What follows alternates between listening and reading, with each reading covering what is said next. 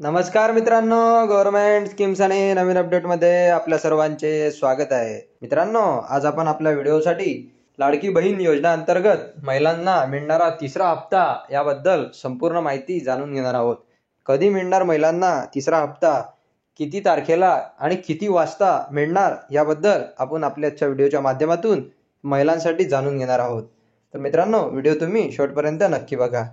लाडकी बहीण योजना सध्या राज्यात मुख्यमंत्री लाडकी बहीण योजनेचा बोलबाला हा मोठ्या प्रमाणात सुरू आहे। या योजनेसाठी 1 कोटीहून अधिक अर्ज स्वीकारण्यात आले आहेत। तसेच योजनेचे 2 हप्ते महिलांच्या खात्यात जमा सुद्धा मित्रांनो झालेले आहेत। आता सर्व महिलांसाठी तिसऱ्या हप्त्याचे रकमेची प्रतीक्षा ही लागलेली आहे। तर जुलै, ऑगस्ट आणि सप्टेंबर असे एकूण 3 महिन्याचे पैसे लवकरच महिलांच्या बँक खात्यामध्ये जमा होणार आहेत, अशी माहिती मंत्री आदितीताई तटकरे यांनी दिलेली आहे। मित्रांनो, आता तुम्ही म्हणाल 3 महिन्याचे हे कसे? तर ज्यांना मागील महिन्याचे पैसे मिळाले नाही त्यांना पुढील म्हणजे मागील 3 महिन्याचे पैसे हे त्यांना या महिन्यामध्ये मिळणार आहे। ते किती तारखेला मिळणार आहे ते मी तुम्हाला सांगणार आहे।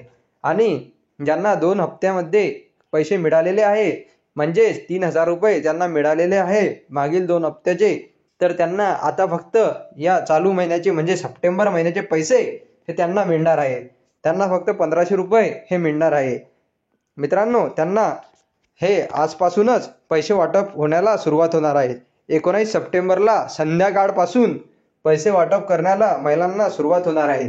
म्हणजेच 19 आणि 20 सप्टेंबर रोजी महिलांच्या खात्यामध्ये पैसे हे येणार आहेत।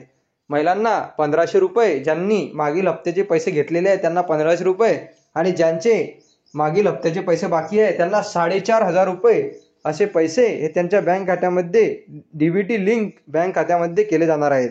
त्यासाठी तुम्हाला बँकेला आधार लिंक, डीबीटी लिंक हे असणे गरजेचे आहे। यावरती आपण मागील व्हिडिओ बनवलेले आहे, ते तुम्ही बघून ते प्रोसेस डीबीटी लिंकची करून घ्या। महिलांसाठी आजचा आपला व्हिडिओ खूप महत्त्वाचा होता। व्हिडिओ आवडला असेल तर आपल्या व्हिडिओला लाईक आणि सबस्क्राईब करायला विसरू नका, जेणेकरून आपण तुम्हाला अशीच माहिती पुढे देखील देत राहू। धन्यवाद।